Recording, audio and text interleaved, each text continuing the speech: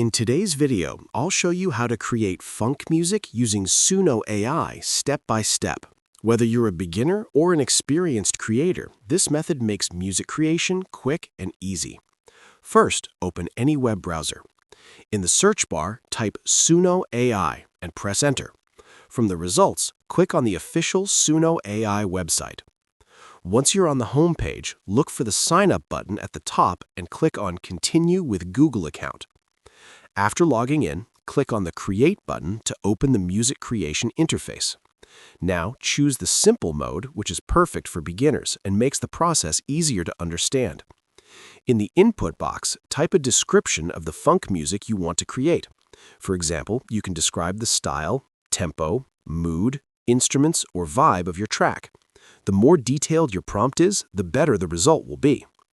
Once your prompt is ready, click on the Create button. Suno AI will start generating your funk track based on your description. This may take a few seconds. After the track is generated, you'll see it on the screen.